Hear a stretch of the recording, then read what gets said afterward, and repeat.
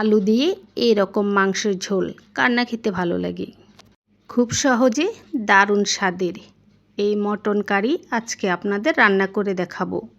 সাথে থাকবে অনেক অনেক টিপস। আমি সাথী, আপনারা দেখছেন সাথী কুকিং স্টুডিওতে। আজকে আমাদের রেসিপি মটন কারি। আশা করছি এই মটন কারি রেসিপি সকলের ভালো লাগবে। ভালো লাগলে ফ্রেন্ডস ফ্যামিলির সাথে শেয়ার করবেন, লাইক অ্যান্ড কমেন্ট করে যাবেন। আর যারা এখনও চ্যানেল সাবস্ক্রাইব করেননি, চ্যানেল সাবস্ক্রাইব করে পাশে থাকা অল বাটন ক্লিক করে রাখবেন। চলুন মটন কারি রান্না করে দেখাচ্ছি। রান্না করার জন্য প্রথমে নিয়ে নিচ্ছি 1 কেজি খাসির মাংস। হাড় মাংস মেলানো আছে, এগুলো পরিষ্কার করে ধুয়ে পানি ঝরিয়ে নিচ্ছি। খুব ভালো করে পানি ঝরিয়ে নেবেন। এবার এই মাংসগুলোকে আমি একটা বাটিতে নিয়ে নিচ্ছি।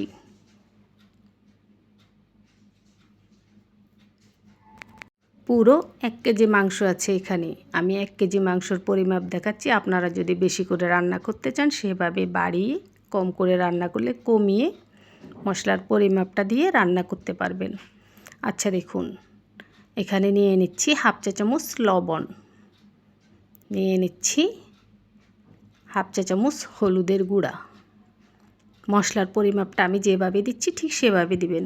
নিয়ে নিচ্ছি 1 চা চামচ মরিচের গুঁড়া,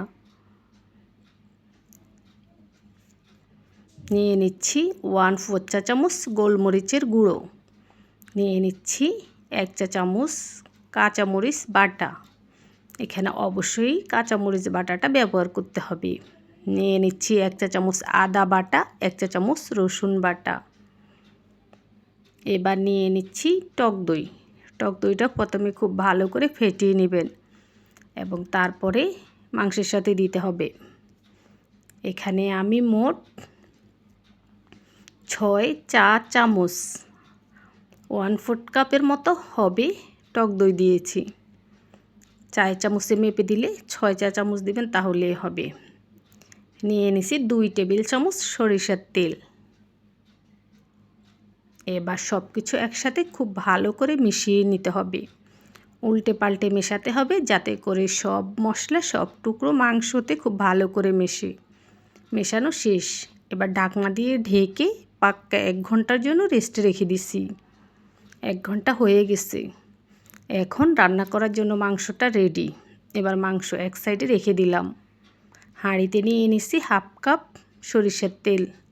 তেলটা আপনি চাইলে আর একটু কমিয়ে নিতে পারবেন, অসুবিধা নেই। এখানে নিয়ে নিচ্ছি হাফ কেজি আলু।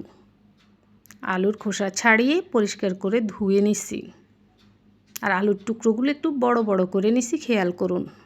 এবার এই আলুর সাথে দিয়ে দিচ্ছি আমি সামান্য লবণ, 1/4 চা চামচের মতো হবে।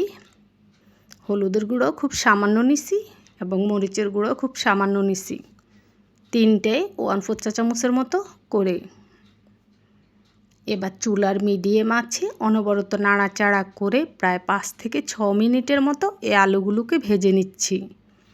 এরই মধ্যে আলুগুলো অনেকটা সেদ্ধ হয়ে আসবে আর আলুগুলোর উপরে একটু ভাজা ভাজা সরের মতো পড়বে, মানে ভাজা ভাজা। আপনি দেখলেই বুঝতে পারবেন যে ভাজা হয়ে গেছে। আর সেটা না বুঝতে পারলেও সমস্যা নেই, 5 থেকে 6 মিনিটের মতো ভেজে নেবেন, তাহলেই যথেষ্ট। তারপর আলুগুলো তুলেও এক সাইডে রেখে দিলাম।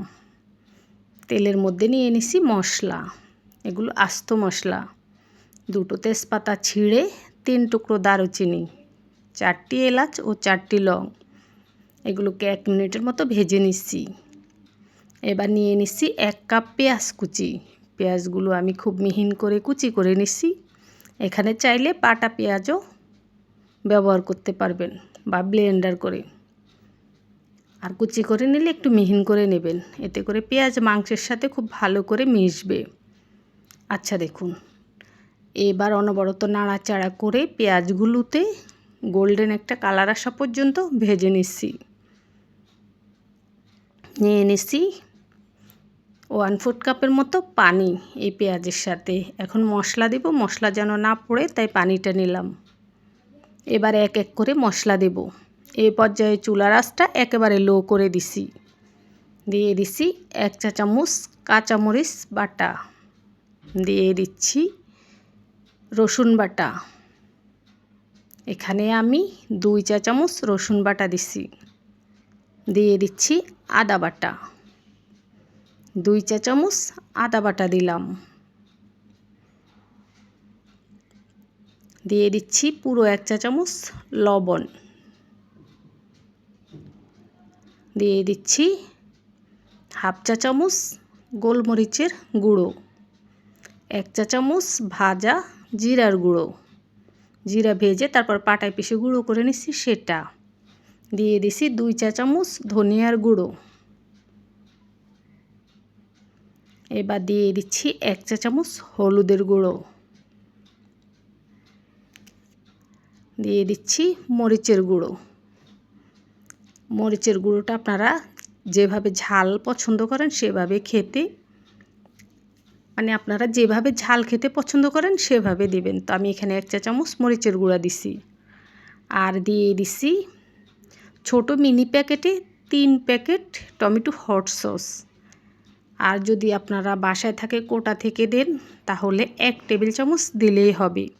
অথবা যদি আপনারা টমেটো সস হাতের কাছে না থাকে বড় সাইজের একটা টমেটো ব্লেন্ডার করে মিহিন করে ব্লেন্ডার করে দিয়ে দিবেন তাহলেই হবে। আচ্ছা, তারপর সমস্ত মশলা খুব ভালো করে কষিয়ে নিছি। মশলায় যে একটু পানি দিছি সেই পানিটা গিয়ে মশলাটা ভাজা ভাজা হয়ে সুন্দর গ্রান বের হওয়া পর্যন্ত ভেজে নিচ্ছি। এই পর্যায়ে দিয়ে দিছি আগে থেকে রেডি করে রাখা পুরো 1 কেজি খাসির মাংস। মাংসটা দেওয়ার পরে মাংসর বাটিটা ধুয়ে হাফ কাপের মতো পানি দিছি। এবার খুব ভালো করে মাংসটা কষিয়ে নেব। কষানোর প্রথম অবস্থায় চুলার আঁচটা বাড়িয়ে দিছি। যখন মাংসটা খুব ভালো করে গরম হয়ে যাবে তখন চুলার আঁচ মিডিয়াম করে মাংস কষিয়ে নিতে হবে। আর আমি মাংসটা কষাচ্ছি ঢাকনা দিয়ে এবং কিছুক্ষণ পর পর ঢাকনা সরিয়ে নেড়ে দিচ্ছি।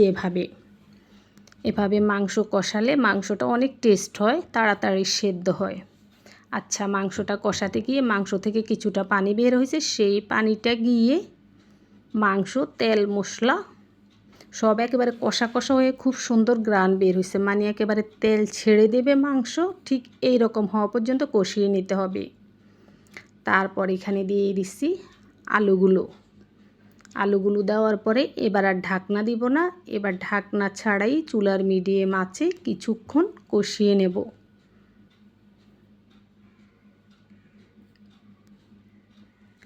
এই দেখুন 3-4 মিনিটের মতো কষিয়ে নিলে হবে, এর থেকে বেশি কষাতে হবে না।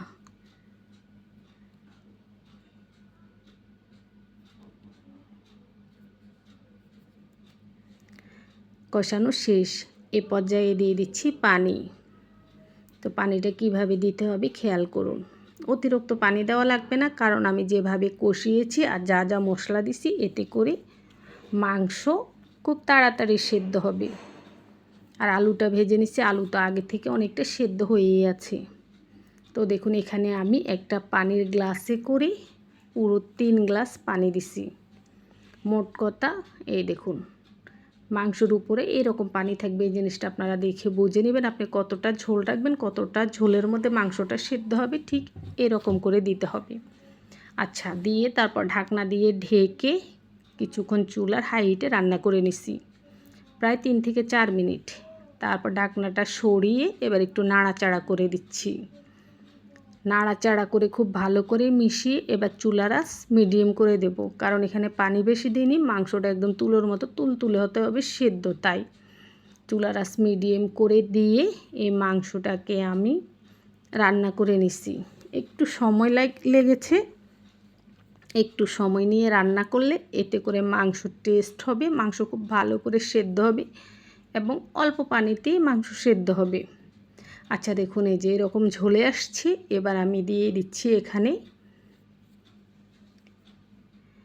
1 চা চামচ ভাজা জিরার গুঁড়ো। নামানোর আগে অবশ্যই এই জিরার গুঁড়াটা দিবেন, এতে করে মাংসের কালারটা সুন্দর দেখা যাবে, গ্রানটা ভালো হবে, খেতেও ভালো লাগবে। দিয়ে দিচ্ছি কিছু কাঁচামরিচগুলো দেওয়ার আগে নিচ থেকে একটু একটু ভেঙে ফেলে দেবেন, তাহলে যা হবে কাঁচামরিচের ঝাল লাগবে না, কিন্তু কাঁচামরিচের গ্রানটা মাংসের সাথে মিশবে। আচ্ছা দেখুন, এই যে কয়টা কাঁচামরিচ দিয়ে দিলাম। এবার জিরার গুঁড়া ও কাঁচামরিচ সহ মাংসটাকে আবারও নাড়াচাড়া করে ঢাকনা দিয়ে ঢেকে চুলার মিডিয়াম আঁচে প্রায় 5 মিনিটের মতো রান্না করে নেব। আর এরই মধ্যে মাংসটা পারফেক্টভাবে রান্না হয়ে যাবে।